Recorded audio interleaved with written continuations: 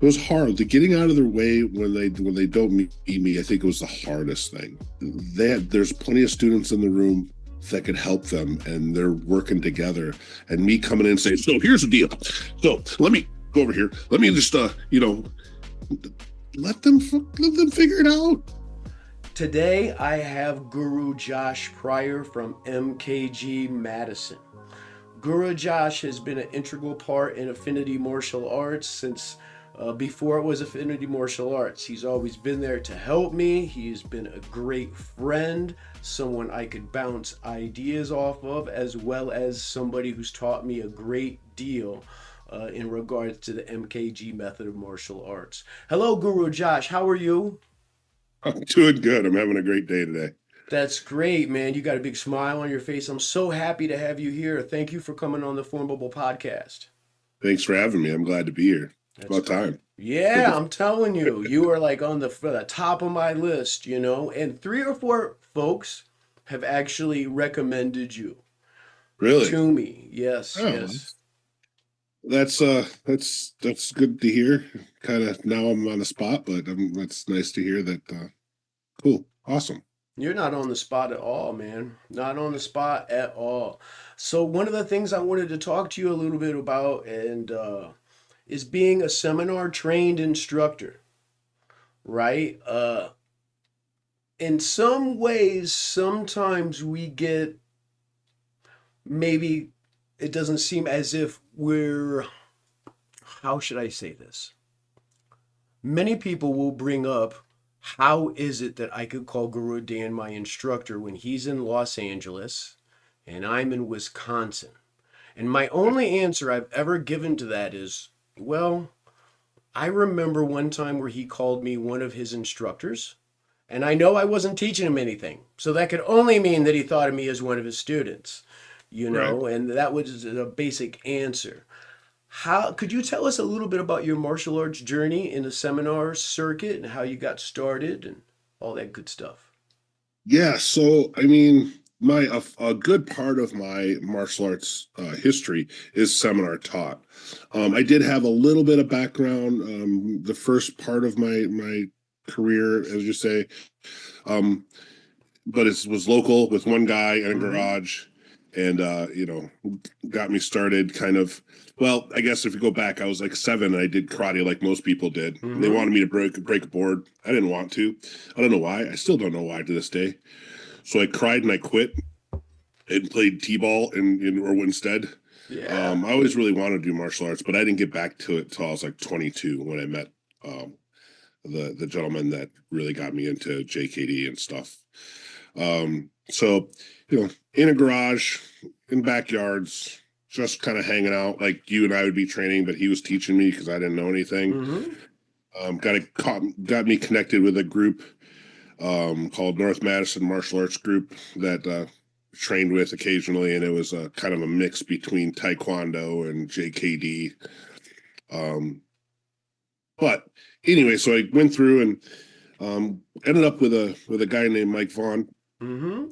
by you, and Yeah. he's introduced me to Guru Dan Asano, and not like specifically, but to the name, Yeah.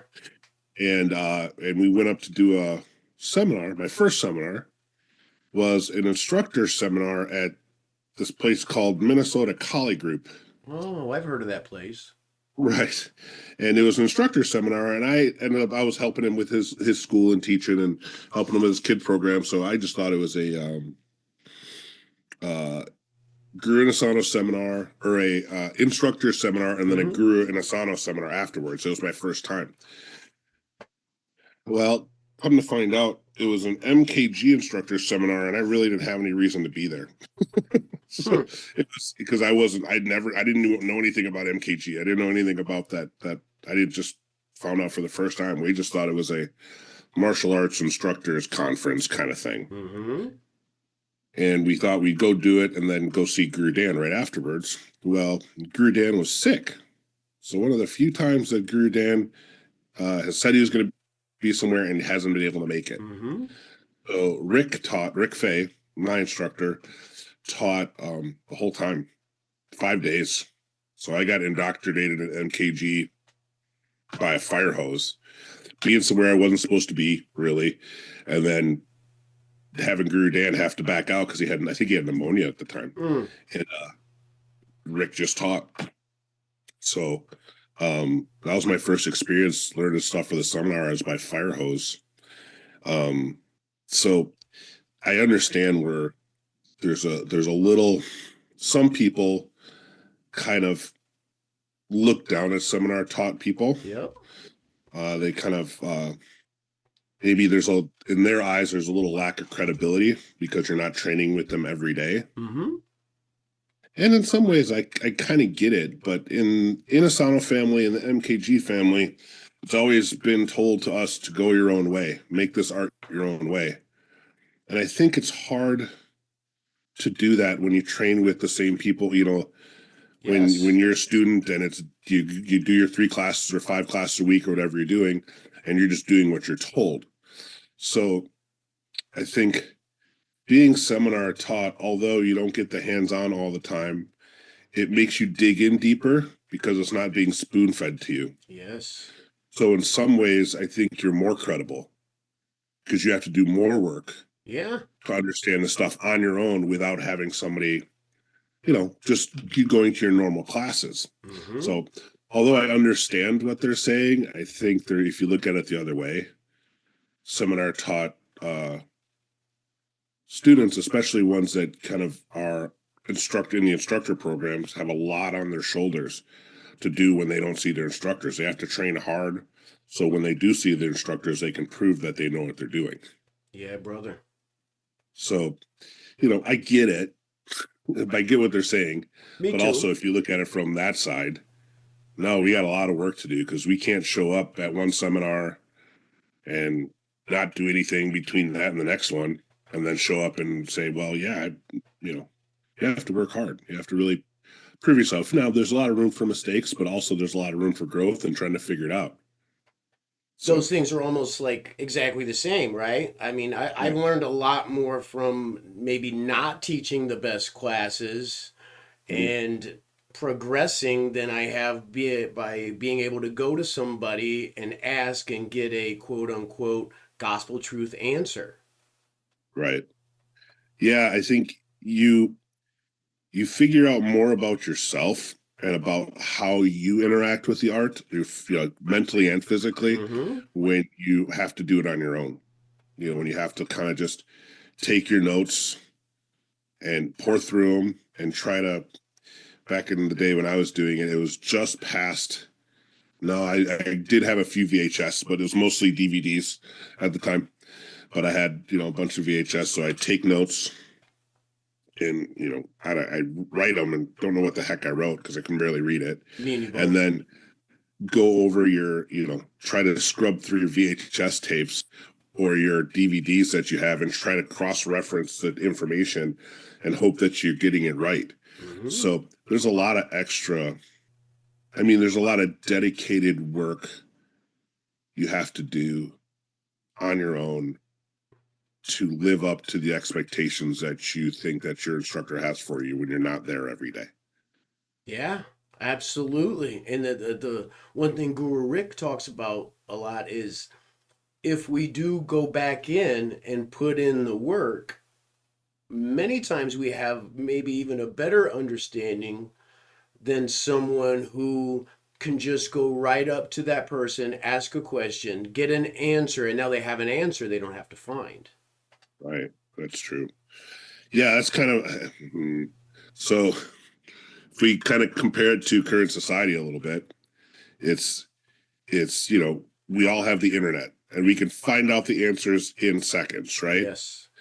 But we don't have the wisdom to go along with the answer. What does it all mean? We don't have any filters that we're running it through. We just, okay, that's the answer. Mm-hmm. And so, when you're younger, if you're you know encyclopedia Britannica person or whatever, you had to go to the library. Yeah. There's a little extra work you had to do into it, and there's some wisdom and some filtering through some things that you have to do. And I think that when you um, are a remote student, uh, you need to do that. Otherwise, it shows that you're just regurgitating the information and there's no depth of understanding. Mm-hmm. And so when you don't have, or are, in my case, I suppose I could have called or whatever, but I was, you know, nervous. I wasn't going to call Rick. I wasn't going to, even though he said, yeah, send me an email. I'm never going to Mm-hmm. do I just figure it out because if I make a mistake, he'll correct me the next time I see him, but I'm too afraid to call him or touch base. So I think it honestly made me a better student and made me a better instructor I could see that. being seminar taught. I really do. Because it helped me to, I had to go through my own process and it allowed me to kind of understand my process a little bit better and then help other people guide them through their own process. It may not be exactly the same, but just the thought process I had to go through to get stuff right or to at least understand it and be able to ask some smart questions as opposed to just what is this? It's like, well, why or when is this applicable? I think it made me a better instructor, honestly. I think that's absolutely true. I think you're a great instructor. I always have. You taught me a great deal. You've always helped me when I had some questions. And, uh, what I heard there was like application, right? Because I can Google anything right now and I can come off super, super smart. None of that's going to help me apply that to my life or to anything else. That's a whole different gig, you Right, know? And the application is it is the difference, like, and not like a martial application, right? But how do I apply it to be able to convey it to the students so that they get the most out of it, right, right? And understand that my students 5 years ago, my very first school that you came to, nothing like what I have now. And the students are twice as good as they were back then. And I hope in 5 years that we're all getting better as long as we're progressing through that. yeah, that's the goal, right? Is Hmm. to have your students be better than you are. There's not a lot of ego in there, too. You know what I mean? When that is the goal, when it takes us out of the process and we're consistently learning or trying to learn. So that makes total sense. Yeah, I mean, there's something that I hear Guru Rick and Guru Dan kind of talk about. um you always want your students to be better than you, because if they're not, then the art itself isn't moving forward. Yes. It's just stuck with you. And if you're not a student and learn more, and you're not encouraging your students to be more than you've been. I mean, we're going to always have younger students than us as we're growing up. We're always going to have people that are younger than us, and our skills in some of our physical skills will start to deteriorate. Yes, And sir. if our students only do what we can do, then it's not growing. It's not building the art. Nothing's moving forward. So we always have to have that. In my opinion, we should always keep that in the forefront. That, Yeah. yeah, I want my students to be better than me, and even if there's stuff that I don't necessarily like or I'm not good at, I still need to share it because it might be good for them, Yes. and then encourage them to study it. Man, I don't know you want to do Savat? That's awesome. I can show you a thing and it's not very good, but I'm going to expose you to it and encourage you to find somebody that helps you, so your expressional martial art will grow. And even if it's not through me, as long as your martial arts, your expressional martial art is growing, then the whole art is growing. Yeah. And that's what we want anyway.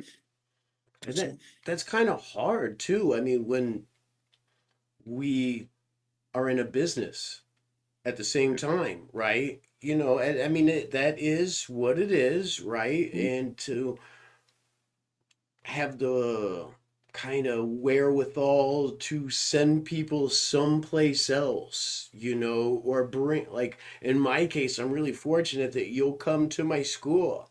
And Guru Scott Petrie will come to my school, and I've had Mr. Frischman at my school, and you guys always bring a different, unique, even if it's not a skill set, maybe it's something I've already tried to convey. You came in and conveyed it differently. And I watch as the students, it clicks for them, you know? Yeah. I think that's our responsibility Yeah, brother. as instructors. If we just, so when you came down and did C-Lot several Mm-hmm. years ago, I can't do that. I mean, it's not the way between my hips and just being, 6'2" and whatever. It's not an art that's built for me. I mean, I can do some of it, but why would I keep my students from seeing it from somebody that does it better? Brother, yes, sir. Absolutely. I appreciate But I that. think we build trust in our students if we say, "Hey, I can't do this. I know a little bit. I think it's great. It's awesome. And I think it'd be perfect for you. Here's somebody that I think you should go see for a while and Mm-hmm. to help you build your art." And then I think that kind of relationship, that trust that we put in our students, and that they believe that we want the best for them, will come back around. It'll come back around eventually. Is it a great business move? I don't know. I don't know what great business moves are because I'm not a great business person. So, Me but I too. think it's good for the students. I think it really is. And in that way, it's got to be good for the business because the business is the students, right? And if they go off and they find their passion elsewhere, that's still really cool. And in your case, MKG Madison is still part of their story. In my case, Affinity is still part of their story. And there's something to be said for that too. But it's hard at the time when you look at the end of the month and you're looking at the bills and you're like, well, I don't know about that. Right. Yeah. Was that the best decision? And it's also, I mean, the numbers game part of it, I don't really pay too much. I need to pay more attention to. That's why I'm not a good business person. But when I see people come and go, that's where it hurts. Even if I Yeah. send them away, not send them away, but encourage them to go find something, it Mm-hmm. still hurts to see them go. I have several students that started with me, had no martial arts experience, and then I exposed them to something that they really found a passion for, but it wasn't my expertise. Mm-hmm. And then they go find a place that focuses on it. Do I want? And they haven't been back yet, but who knows? You know what I mean? Yeah. But it hurts a little bit. It hurts a little bit, but also I know it's better for the student in the long run.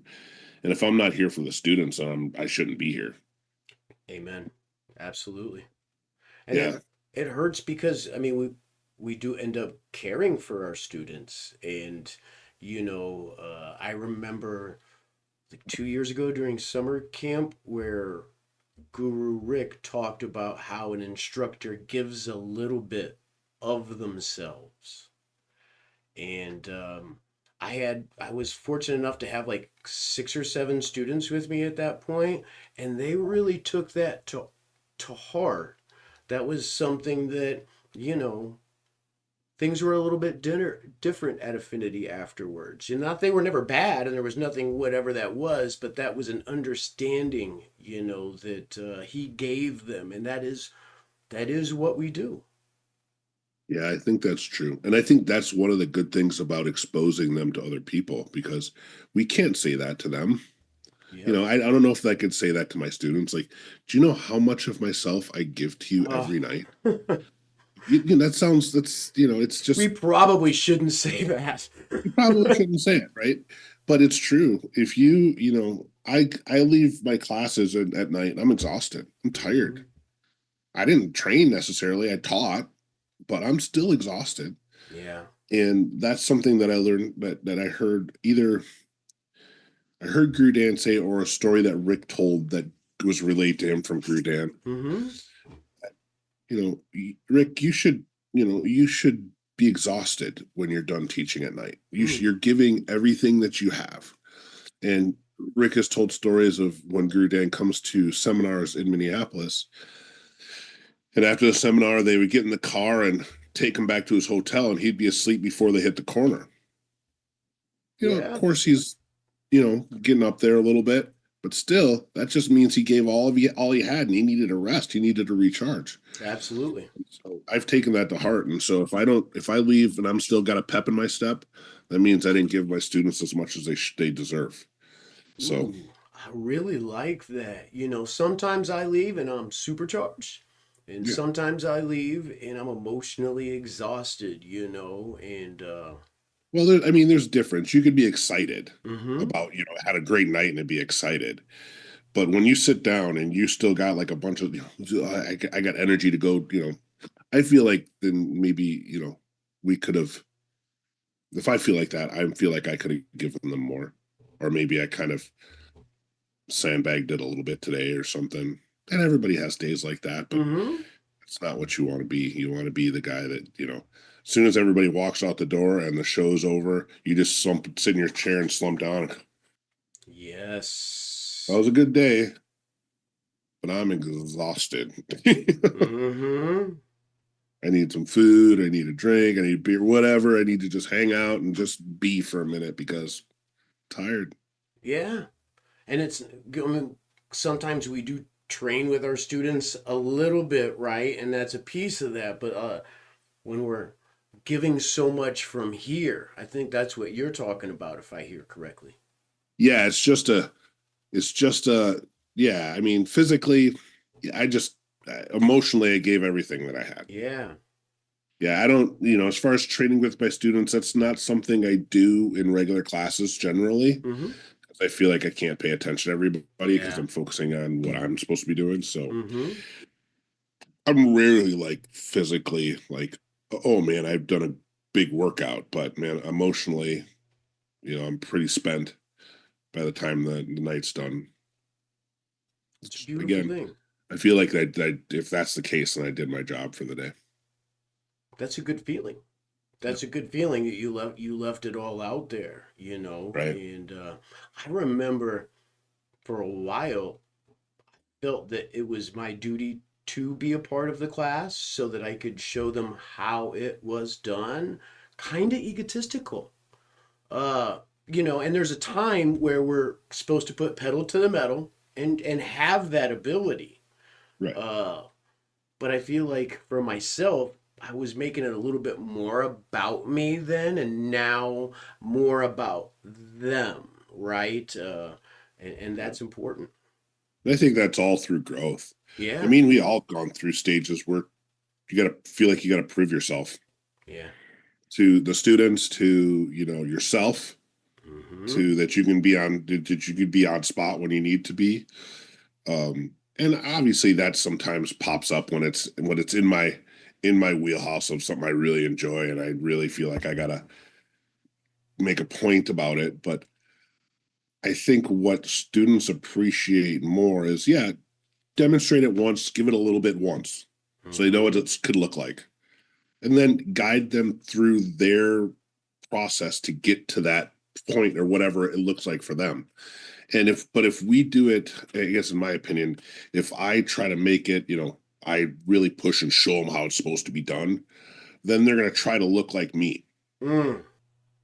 Sorry, man, you're unique, I'm unique. There's certain things that we're just not going to be able to do. And if I push it like that and you're trying to be like me and you can't, then you're going to feel frustrated, disappointed in yourself.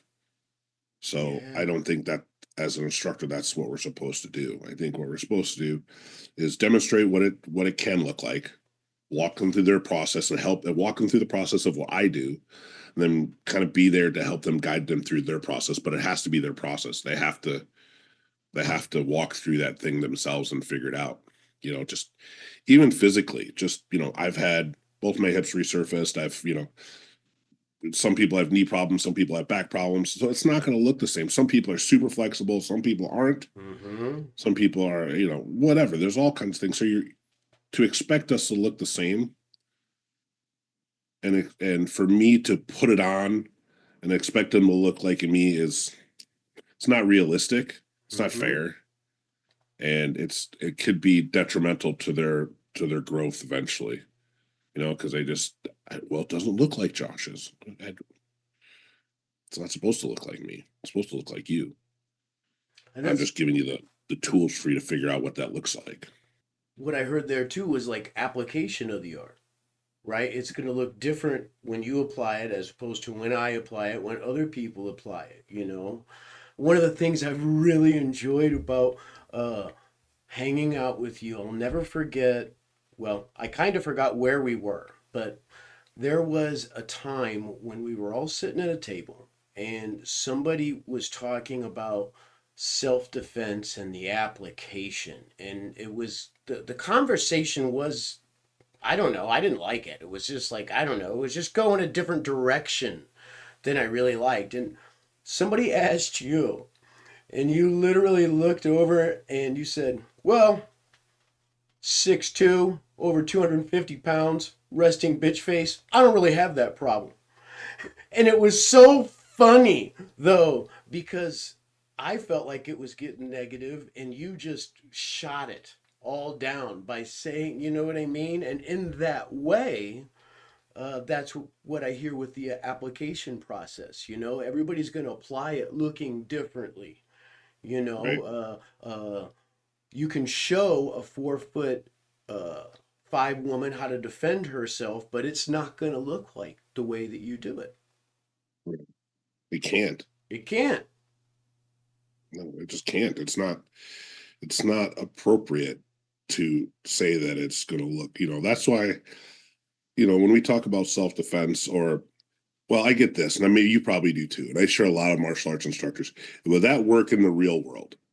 Oh, That kind of thing, right? yeah. Does this work in real life? Or, and I'm like, and my answer is, well, what does your real life look like? Hmm. Mine is I wake up in the morning, I have some coffee, I sit down, I answer some emails, I do this, do that, I go teach the gym, I go home, you know, kiss my wife and hang out with my wife. I don't run into issues where I need to defend myself like that. So, what does it work for my real life? Well, it helps me become a better husband.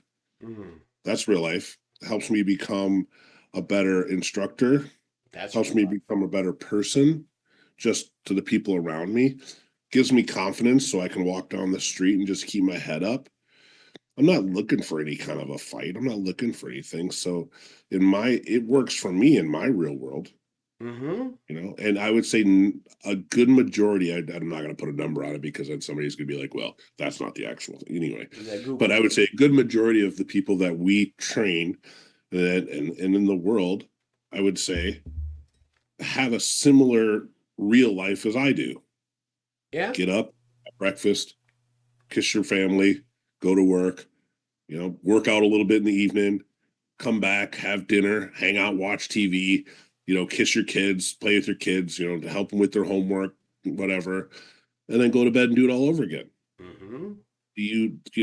I think your martial art training could be very beneficial for that, for all that, but not in the ways that a lot of people think.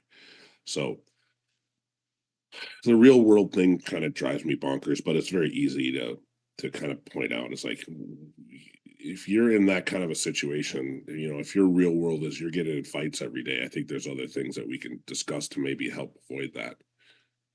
So Yeah, I don't know. Guru Steve Fristo used to say, well, first of all, we hope that none of these things happen.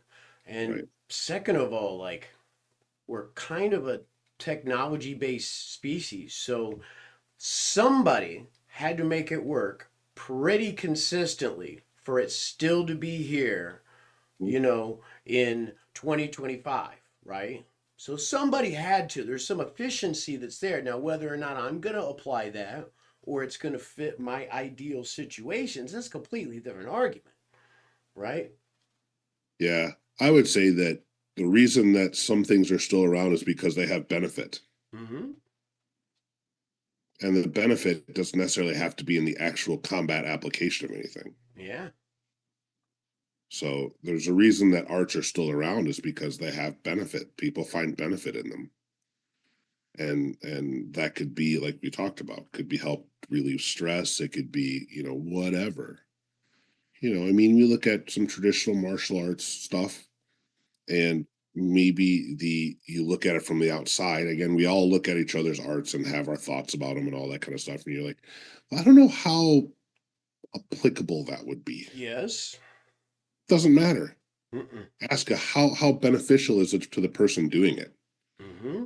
If it's super beneficial, if you're in a park doing Tai Chi every morning, doing slow, and you're finding benefit of it, that art's going to keep alive because you find benefit in it, not because of how combat the effectiveness of it in combat.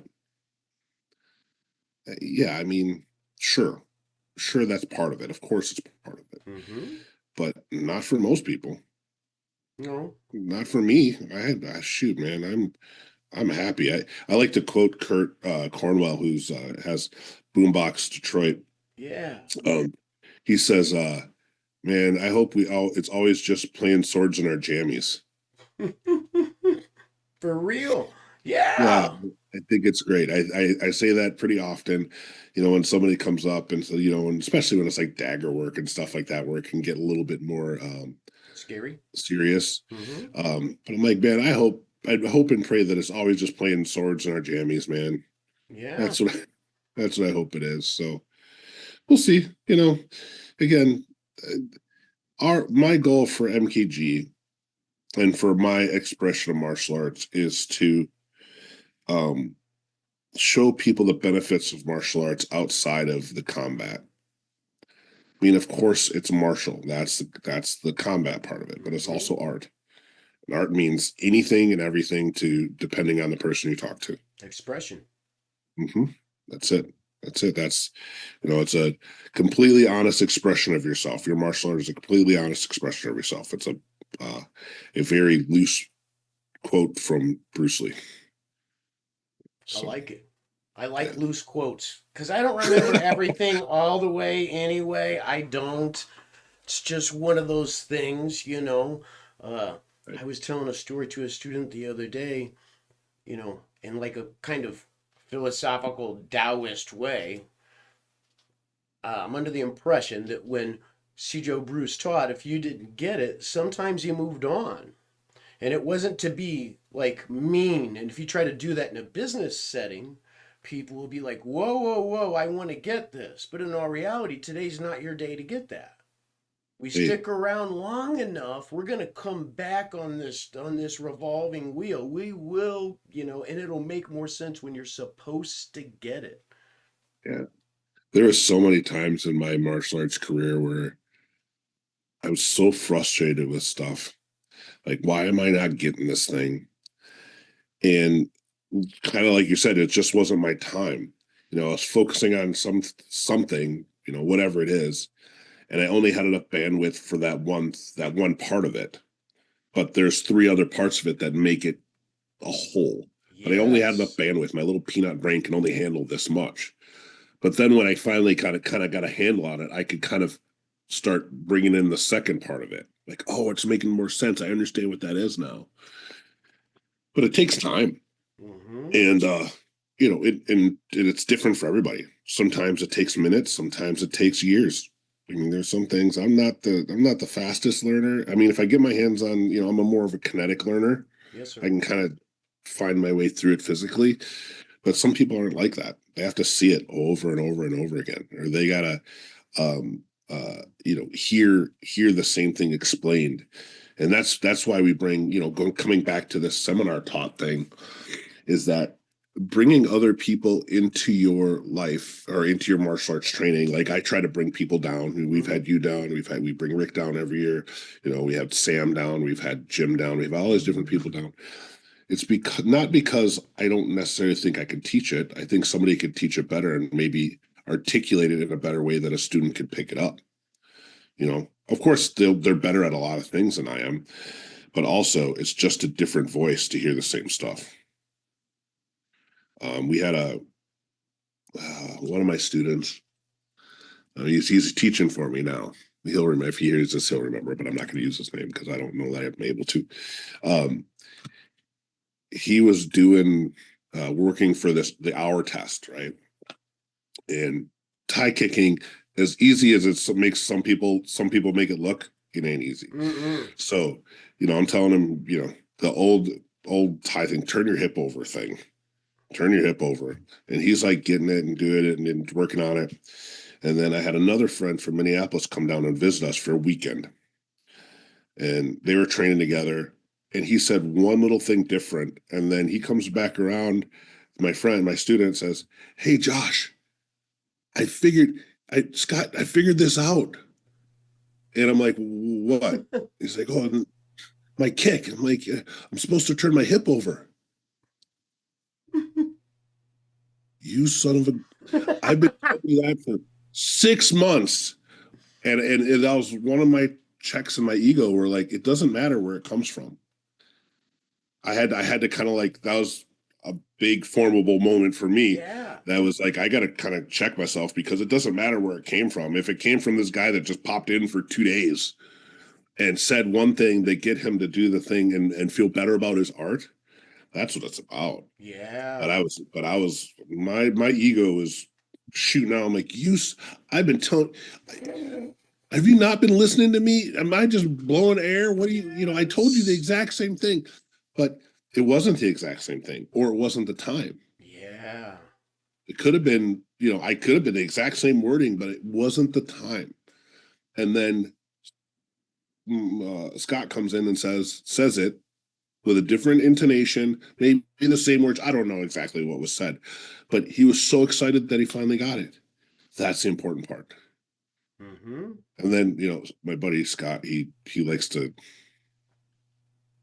push buttons, so he brings that up occasionally just to see if he can rile me up. Well, martial arts folks, we tend to be like that too. Just every once in a while, a little nudge, little nudge, little nudge. Well, we're all artists, and I say that we're all sensitive, man. Our little egos can be real fragile sometimes, you know. We're Mm-hmm. I say it. I think I can say it. We're all whiny little bitches occasionally. Brother, Yeah, yes, we are without a me too. doubt. I'm in it. Mm-hmm. It's art. I mean, it's your expression. It's your personal expression. You should be proud of what you're making. And sometimes that pride gets in the way, as opposed Mm. to like just personal like satisfaction, pride that way. You sometimes our little egos kind of pop up and say, "No, that's me." No. It's art. Art is everybody's, Yes. and their expression is going to be different, and we need to interact to help each other through it, so that each one of us can find what our personal art is going to express into. That's But if we get beautiful. we get little, you know, caught up in our feels a little bit, start feeling a certain way about stuff, you need to calm down. You just relax and sit down and let them do their thing. That was one of those times I just had to like, Yeah, I've I'm been happy there. you got it. I'm so Yeah. excited that you got it. That's what you need to say. But you almost like if that was me and I've had similar experience, not exactly the same thing, but part of me would be like, well, how did he say it that he got through? Right? And then to go, hold on, hold on, hold on. I said it 9 different ways. That wasn't the time. That was the time. This person is beaming. They're kicking harder and they feel like they're ready for their test. Everybody wins, right? Everybody wins. Yeah. Everybody wins. And giving the student permission to not get it right away. Yeah. So you may not get it right now. It's okay. We're going to keep working on it. You'll see this again. Don't worry about it. Do the best you can today. I see you've made improvements. You shouldn't compare yourself to the other students. Compare yourself to where you were when you walked in the door today. Do you Mm. feel like you've gotten better even a little bit today? If you have, or things clicking, then you're making progress, and we're doing fantastic. That's what we're here to do. So if that's one of the things that I think when before we talked about community a Mm-hmm. little bit, and building a community that lasts, in my opinion, is building a supportive and just a community that's supportive with each and everybody's personal um, development, Yeah. and it doesn't have to be the same. Not You're necessarily just excited. competitive, but going towards personal development. Yeah, you can't help it. Again, I go back to saying it's art. Art is intensely personal, Yes, it is. and so encouraging students to be on their own path and take the time that they need to develop something that's so personal to them is super important. And then also kind of taking ourselves out of it and saying, yeah, I'm going to teach it, I'm going to show you it, and I'm going to let you work on it. I have such of I want students to do so well, so sometimes I jump in too soon Me too. to help, Mm-hmm. but I think we steal part of their development when we do that. We steal part of their joy, part of their ability to kind of understand it when we just go in and change things. No, let's put it here like that. Yeah. I think we steal part of their development by doing that. So I'll say, no, you'll figure it out. Let come and call me if you need me. I'll be here, Mm-hmm. but I'm gonna let you work on it. And then even then they call me over. Okay, well, show me what you got. Show me what you're working through. Mm-hmm. And then I'll try to help that one little spot where you have a hitch, and then let you go back again, not try to jump into the rest of it, because I'm gonna steal from your opportunity to learn from your own experience. Maybe that brings it back around to what we talked about with the seminars. The Mm-hmm. seminars, I mean, no one that I know goes there and gets it all, right? Mm-hmm. Because there's so much that's going on, but there might be one thing, Right. or at least one thing I know that I need to work on. Uh, just recently, one of our students went to MKG North Yeah. and got to spend time with Mr. Guru Peter Kwong. Sure. And Good for them. That's awesome. Good job. yeah, Glad they got to do that. when uh, when a Peter. student came back, he showed me a drill, and it was like a variation of Hubud. And I was watching as he was a little surprised that I couldn't get it. I wasn't getting it. And I was like, okay, well, how long do you have? Right? We had 45 minutes. Well, we should be able to rep this 100 times a piece in 45 minutes. Right. Right? If we just do this. And it took me 25 to 30 to understand what was even happening. By the time it was over, I realized it was a progression that you actually had shown me a portion of it from the Panantukan. But the Mm. first 25 minutes of it was me just, okay, you grab here, and Kyle's doing it perfect, and it was a lot of fun in that way for him, even probably to see like his instructor who he thinks has got it all or got a good majority of it to go, wow, that's really neat. Come over here. Can we play with that? And it Show took me me. a while. Yeah. Yeah. Well, I think that again, that interaction is permission for students Mm-hmm. to take their time, figure it out. Don't get frustrated when you don't get it right away. If your instructor is saying, well, I'm not going to know the drill. You went somewhere else and learned the drill. Mm-hmm. You're sharing it out of the goodness of your heart because you think it's cool. I think it's cool because it's martial art. I think martial art in general is cool, Yeah. but doesn't mean I'm gonna get it. Mm-hmm. And having senior instructor kind of work through that. I mean, it could go both ways, but I think in one way, it gives permission to say, well, it just takes time. Mm-hmm. It just takes time. I mean, it could, depending on who it is, it can go the other way. Of But course it could. let's not think negatively. Let's try to pull the positive out of it, and then if the negative comes up, we just nip it in the bud when it's time. But And the you know, the negatives usually influenced by something else anyway. You know what I mean? Like that's another piece of whatever. But I couldn't help. I had like Guru Rick in the back of my mind when he talked about the three greatest words in martial arts are I don't know. And I had the opportunity to be with the student and go, I don't know. This one I don't know. Now at the end of 45 minutes, I had a piece of it and I was like, oh, that fits into this thing that goes to this, that goes to this, that Josh had shown me one time because I had come down after you had Rick there and then we were doing these drills. But I hadn't done it since because I didn't really remember it. So in that particular instance, it worked out really, really good. And right, I was very thankful for that opportunity, but right, the ego started to mess with me a little bit. Like, shouldn't I be able to do this? Right. And one, I know, right? But one is like, well, I'm not using my left hand. I'm using my right hand to do something I usually do with my left hand. right. So it's like Ghostbusters. We're crossing the streams already, brother. Yeah, But and just that emotional side of of it, you as instructors, we're harder on ourselves too. uh, But how would you expect to know something you haven't seen or never saw, and you should pick it? You're telling yourself, well, why don't I get it? Because you've been doing it for 10 minutes. Calm down. You know? yeah. So my when I have students come in, because we do private lessons with them first thing before they even sign up. And I take them through stance, couple punches, couple kicks, right? Mm-hmm.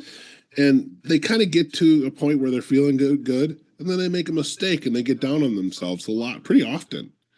They just kind of like, oh man, I'm like, okay, let's take a step back here. Give me some credit and give yourself a break. I'm supposed to make this stuff look good. Mm-hmm. I've been doing it for 20 some years, 27 years or whatever it's been. I've been doing it and it's supposed to look good. If I came here and I threw a punch and it looked like I couldn't punch myself out of a wet paper sack, would you want to learn from me? No. Also, on the same side of it, if you come in here and you can throw that punch or that do that technique perfectly right off the bat, then maybe you've already done this before and you're BSing me a little bit, which Mm-hmm. has happened.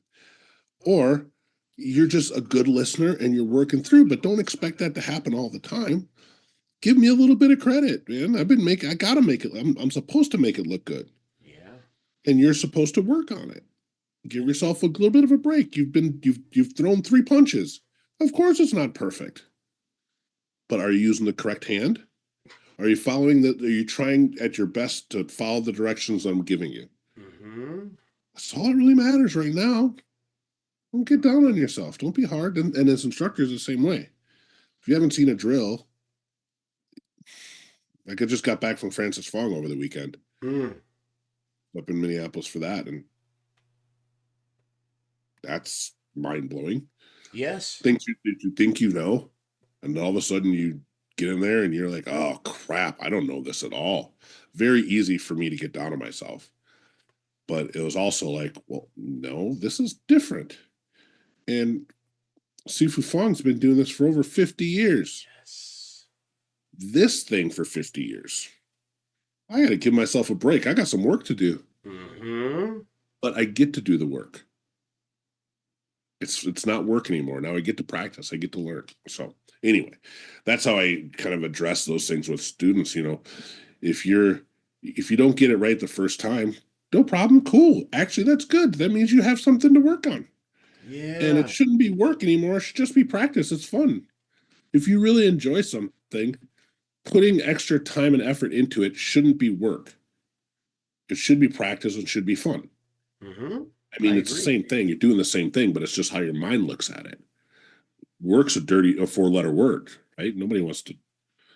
But if you say I get to practice, I get to work at it, I get to improve, and I'm having a good time doing it, then it ain't really work. It's Uh, just fun. Well, Yeah. exactly. I mean, sometimes people come in and I was never athletic as a kid. I didn't do anything competitive. I was overweight, was not into anything that I did with my body until it was martial arts. And after people have maybe worked 10 hours in a day, it's hard for them to go to the gym, right? The first word in workout is still work, and you just left work and you drove to work, and then you drove to the.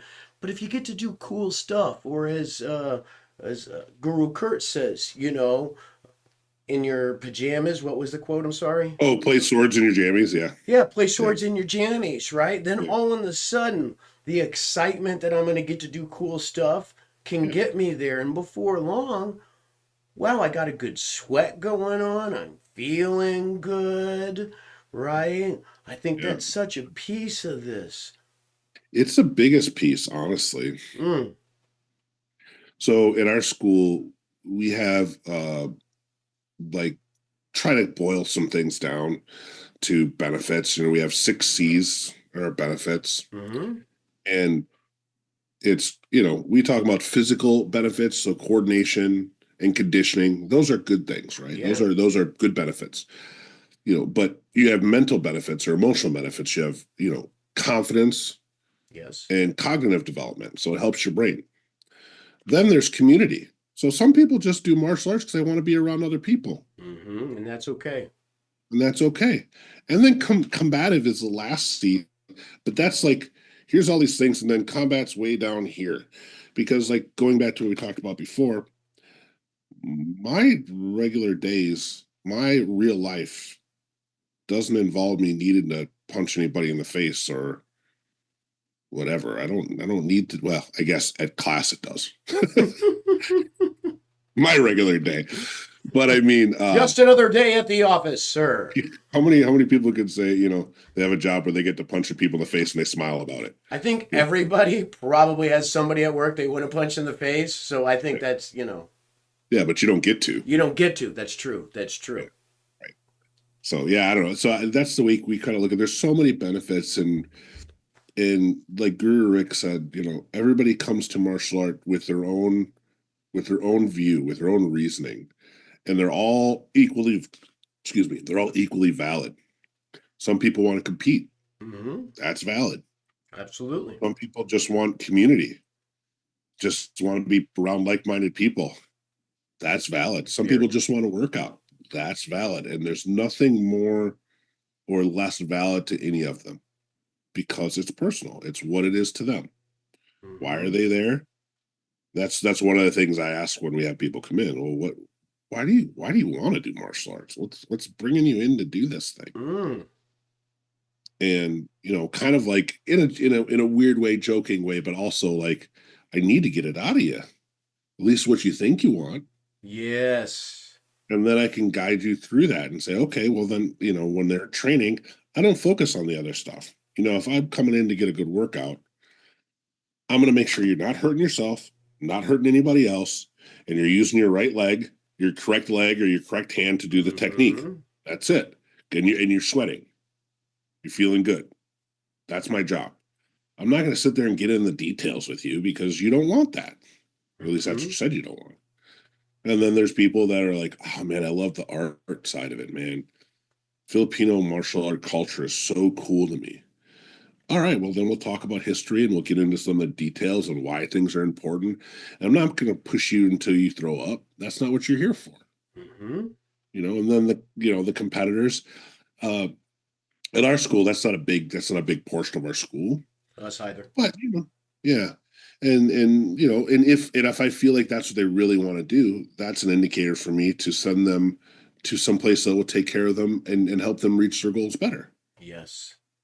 Yeah, because it doesn't fit with our community exactly. And not that they're going to be a drag on our community. It just isn't going to fit what they want. And that's my job. It's my job to help them find their goals. So I'll send them to, another gym around in town that is going to help feed them what they're looking for. hmm And then that helps by omission, by helping somebody else and omitting them from our community, it builds our community better because we don't have this one, you know, personality that's looking for a certain thing and nobody else wants to give it to them, so they get frustrated. Yeah, So, just help them out before it gets to be a thing. for sure. One of the things I've always admired about you, and we talked about, was community. Okay, and you're so funny. I can even see it in your face. You do not like it when people say nice things about you. So I'm really gonna say nice stuff now. All right, no. Where's the camera thing? I'll turn it off. Where's the camera? That's okay, right? But since I walked in MKG Madison, and that was my first experience with MKG. Was at MKG Madison. Wow. Okay. I think I didn't know that. Yeah. Maybe, but I appreciate that then.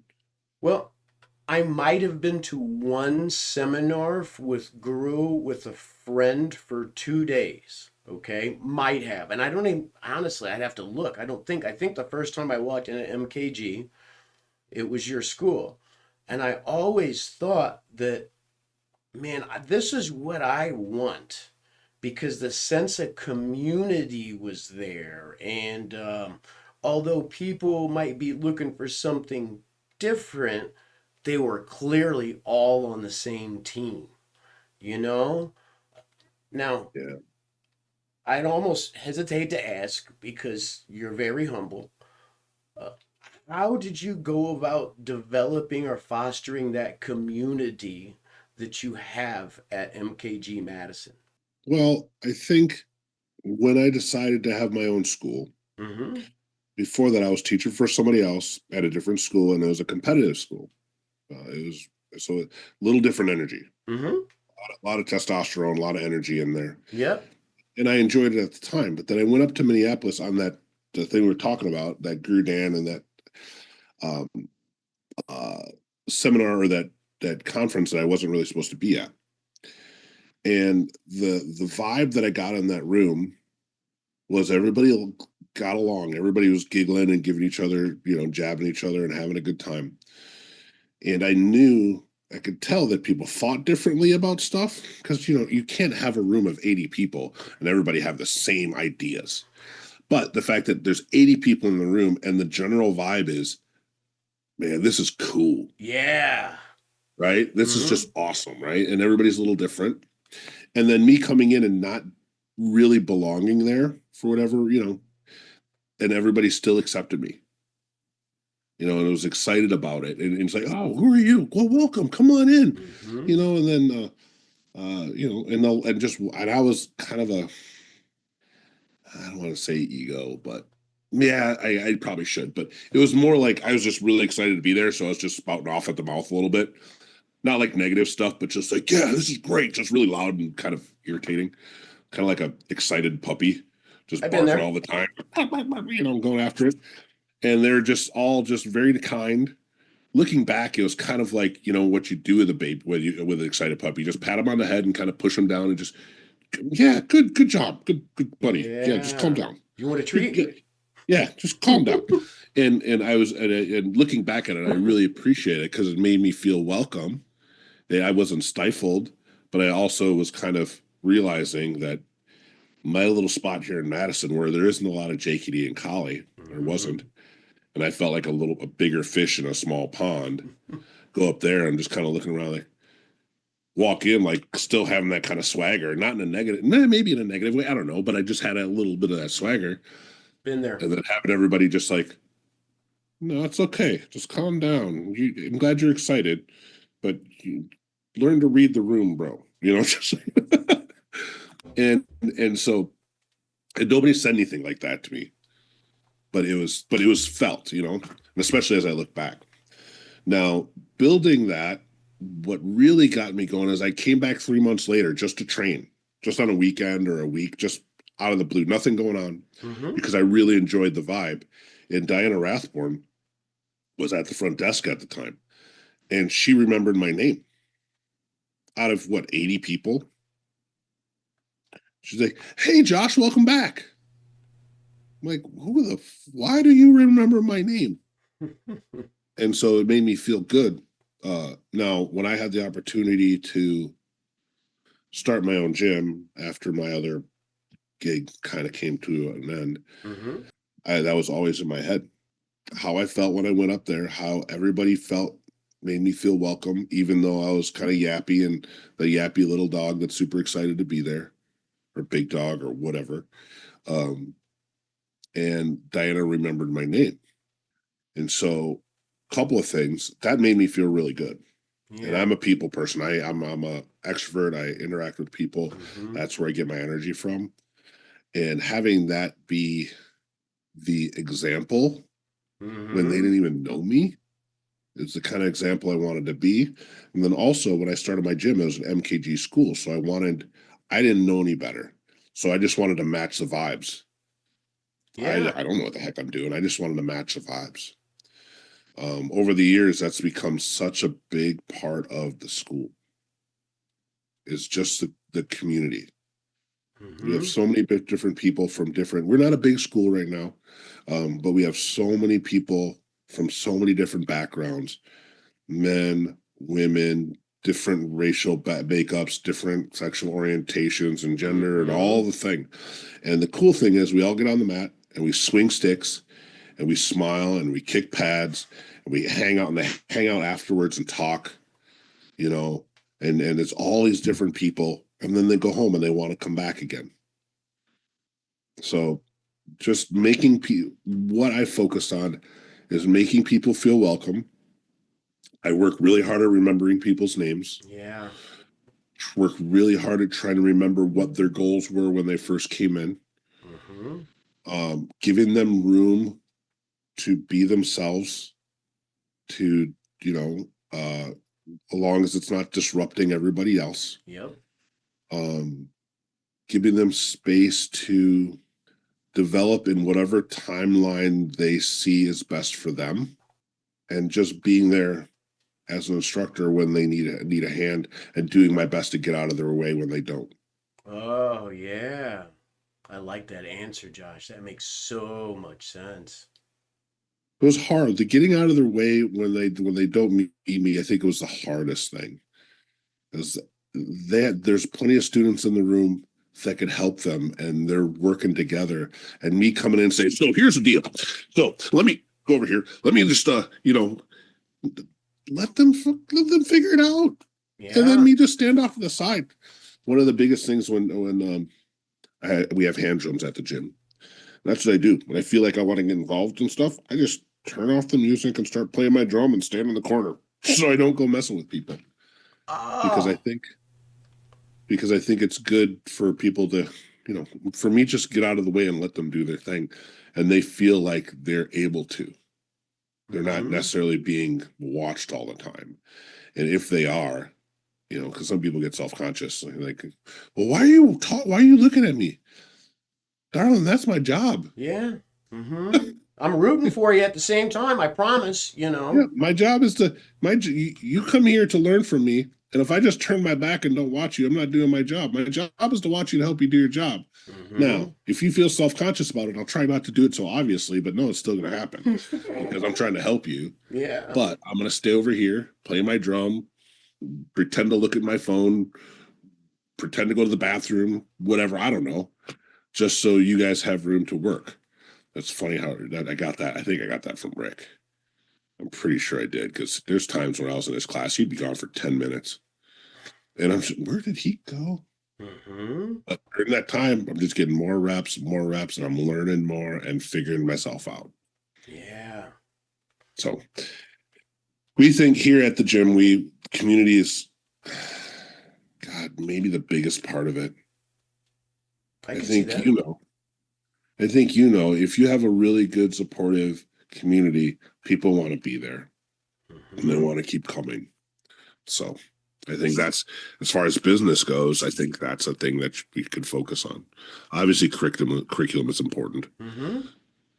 but building a community where people feel safe, Mm-hmm. feel noticed, but also are given space to work and go through their own process and be available when they need help, Mm-hmm.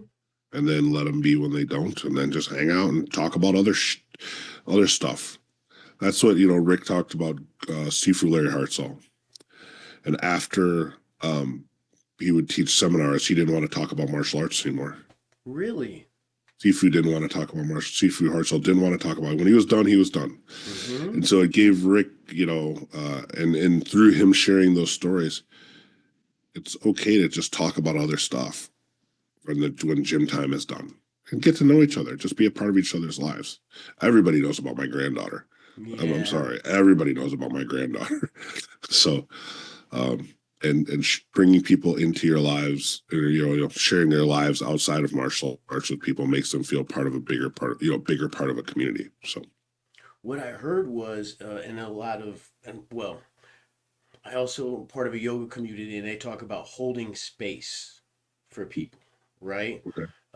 But uniquely, the visual I got when I was listening to you was creating a space for people where their journey can unfold. Because it starts like this, right? And that is that first conversation. And then I came here because I want to lose weight. I don't like to go to the gym. I don't, whatever, blah, blah, blah. But I've always thought martial arts are cool. And then after a while, they're like, what is that other thing that's going on? And then I saw this guy do this C lot, and then I saw this. And after a while, as long as we provide the space, their journey unfolds as to what it is that they want to do with this or they want to get out of it. Or as Guru Rick would tell us, like, I know why you're here, and that's not always the reason that you tell me why you're here. That's true. Yeah, and it could be even less about martial art, but that same analogy. Yeah. Like watching them just kind of build through doing hard things with people that support them, their personality opens up. Mm-hmm. Feel more confident. They feel more a part of something, an important part of something. So it's the same analogy. I want to provide space where that happens too, I think you not do just that. where they can explore their martial arts stuff and have that go, but have a place where they just figure out who they are. And they matter.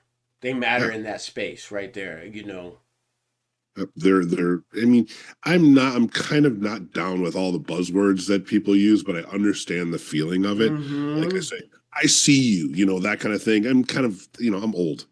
I'm cranky. And I don't, all the new fangled things that people use, I just kind of go, oh my God, it's just so ugh.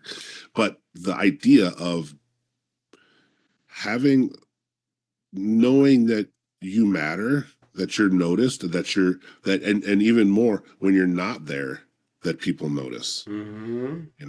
and that's I think the thing about martial arts that's different than like going to the gym or any kind of group game.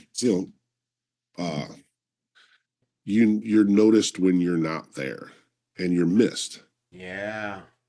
and students are what's the word are missing out because you're not there. Mm-hmm. I think that's important too. And it goes along with you're seen, you're important, you're valued, all that kind of stuff. It's the same Buzzword. thing. Buzzword. Insert buzzword here, Guru. Yeah. Yeah, exactly. I'm just like I don't know. I feel I'm you. cranky, You're but not you're not that cranky. Not today. I've seen you crankier than this. You just were with I your got to hang. beautiful Yep, granddaughter. yep. I got to spend 2 hours with that little girl. So anyway, she's our first, so obviously it's different, but yeah. But it's just I think it's that It's a beautiful being thing, sir. noticed, um, being missed when you're not there. I think that stuff's important. Brother, Yeah. I do too. Thank you for talking about that. That's something that I didn't really think about too much, you know, but it's definitely there. It's Yeah. definitely there. As an instructor, when I don't have my students there, sometimes I get wrapped up. Did I say something wrong last time? Did I do something, or was it that moment? Did I think I was turning it on to inspire them, and I did something else? So there's just so many elements of that, you know. But the more that we can make it less about us, then we don't Right. worry maybe about those things as much, you know. Yeah. Yeah, I think so. I think, that's part of our current social climate Mm-hmm. is I think we're a little sensitive about a lot of things. Yeah. We're a little sensitive about a whole lot of things. And the reality is that everybody's got their own stuff going on and it ain't about me. Mm. Oh, yeah. So I mean, when I teach, like I feel like that same, did I say something wrong, man? Did I hurt somebody's Yeah. feelings? Did I go over the line? 99.9% of the time, the reason they're not there is because they have something else going on in their own life. It has nothing to do with me. Mm-hmm. So my little, and if I'm confident enough in myself, I'll ask a question next time I see him. You all good? We good? Mm-hmm. Yeah, we're good. Man, I missed you on Tuesday. Where were you?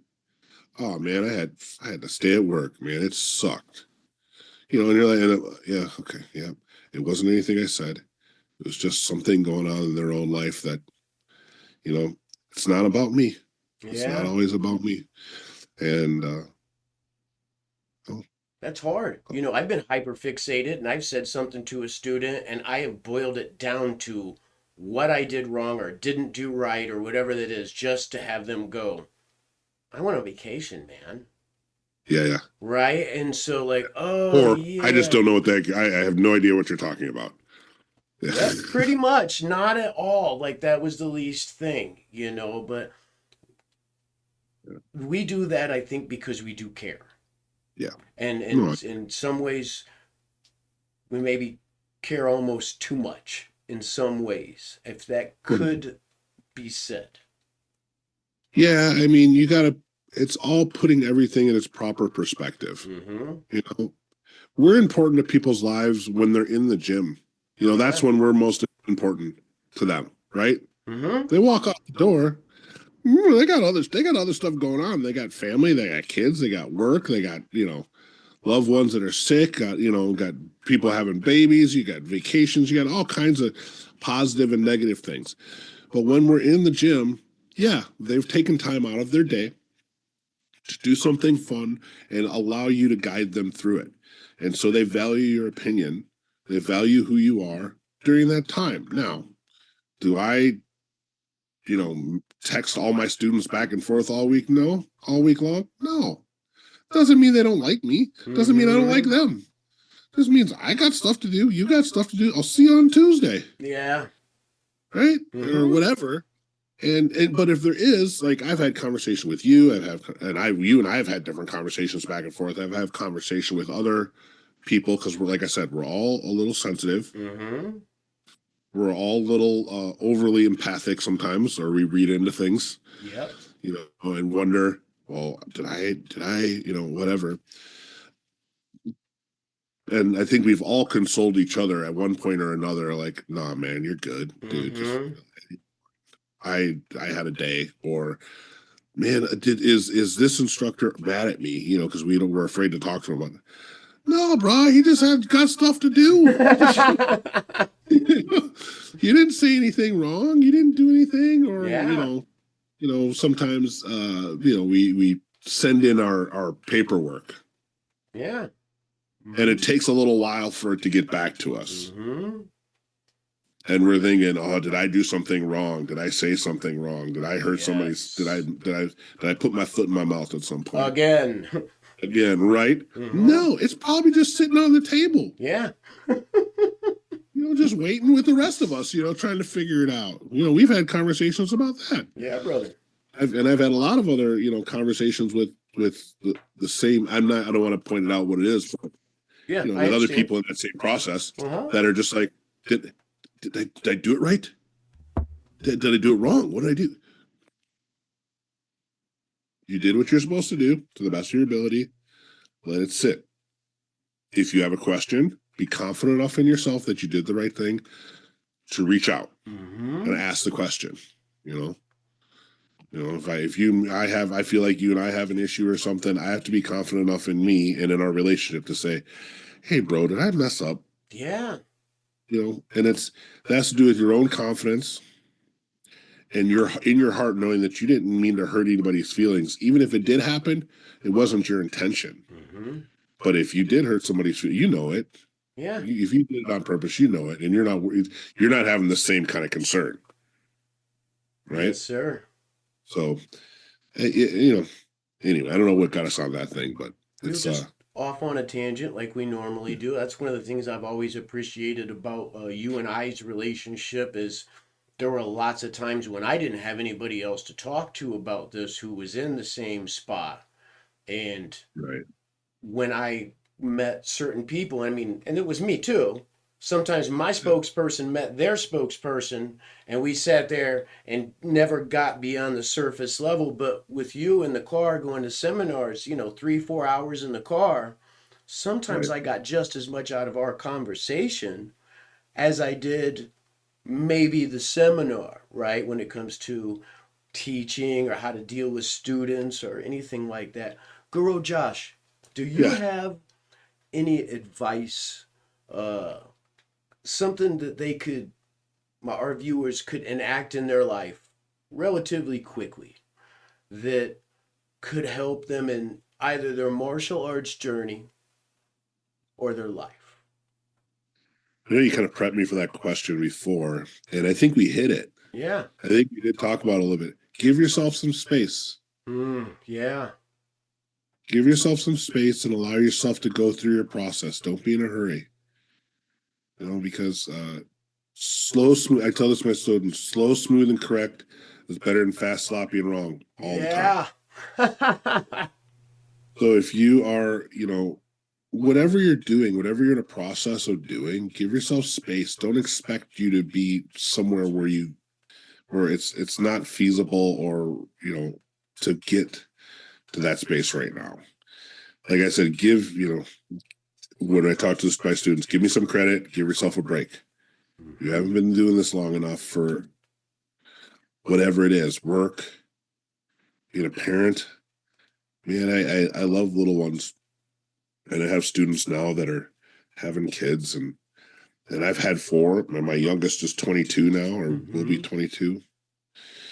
And I've gone through a lot of things. Obviously, not everything, but how do you expect to raise a 13-year-old kid when you've never had a 13-year-old kid before?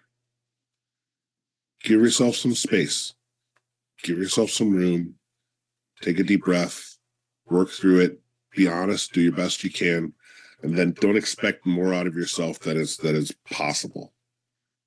Like if you make a mistake, just own it and move forward, and just give yourself some space. I think that's good for, at least for me. I gotta hear. I'm telling myself that. Now I'm gonna freaking cry. Telling myself that sometime is that I feel like my gym should be bigger than it is. We've all. I should have more students. I should be further along with my curriculum. I should have a different space. I feel like I have it maybe could help more in the MKG international community, or I don't feel like I'm doing enough there or whatever, but I am where I am. Getting down on yourself about what you haven't done or what you feel like where you should be at is not helpful. No. Give yourself some space, acknowledge where you are, and take the next steps and move forward as best you can, and give yourself the time that you need to develop whatever it is you're doing. So I think that would be, I wish I heard that when I was younger. Me and you both. What I Yeah. heard there was give yourself some grace so that you can give yourself a chance. Yeah. Because without those you're good at putting things into like very short words, and I just like ramble. So, but yes, give yourself some grace, give yourself a chance. I think that's great. I'm going to use that. Thank you. Well, those were your words, and then it went through this crazy brain and came back out. And I don't think any of our viewers is going to watch this and feel like you rambled, although you wouldn't be my first guest that said that also just gave us a great episode. I appreciate you so much coming in to have a conversation and being vulnerable as you always has been. Did you see how I worked that last buzzword in there? Right? Vulnerable, okay. Yeah, gotcha. Yeah. Okay, I'm just playing. Yeah. Guro Josh. I'm cringing on the inside. Guro Josh, could you recommend? Do not want to put you on the spot. Yeah. But is there anyone that you could recommend for the podcast that has a good story that you feel could resonate with our viewers? Yeah, I have a lot of really good friends in the martial arts that have really been very influential in my development. And anybody you grab from MKG will have a good story, I think, and have somebody. I have a really Kurt Cornwell in Detroit is a really, really good friend. And we have similar discussions like you and I had. And I have had and have. And I think you'd have a really good talk. He's super smart. He's an artistic guy, like in all kinds of ways. And he's very deliberate about how he got to where he is. And he's been very, what's the word? Determined to still be there and to reach his goal. So I think his story would be pretty cool. I think you'd have a good conversation with Kurt. So, me too. Kurt, if you see this, shout out. Hope to see you soon. See you in May, brother, by the way. That's when I'll see you. Yeah. So, Guru Kurt has come up. A couple people have brought him up, and he has, he has been on my list. Yeah. Without a doubt, I'm going to reach out to him soon. And do not worry, I will totally blame you and you only for recommending him. It Yeah, wouldn't be the bro. first time. Pile it on. I got big shoulders. I know that you do, brother. I know you do. Uh, Thank you so much for your time today. And would you come back and see us again at some point? We really got a lot out of this. Yeah, you got my number. You know how to get a hold of me. I'm happy to do it. Just if as long as we get to such sit and chat, it's been my pleasure. Thank you so Yeah. much, Guru. So this is Jamie Sparling. I am the chief instructor of Affinity Martial Arts and Wellness in Wausau, Wisconsin, and I have my good friend and guest, Guro Josh Pryor from MKG Madison. If you have any questions or there's anything that you would like me and Josh to talk about next time, please don't hesitate to leave it in the comments and we'll get back to you. And if you're in the Madison area or just don't mind driving a little bit, I highly suggest stopping in MKG Madison and training with Guru Josh. I started this in the 90s, and there were times I really felt I had a good grip on things, and Josh has been very influential to every part of Affinity Martial Arts, and he's just a great human. So, Love your crew. Love your crew. they love you, brother. All right. From the FormABLE Podcast, this is Jamie Sparling and Josh Pryor. We're out. Thank you.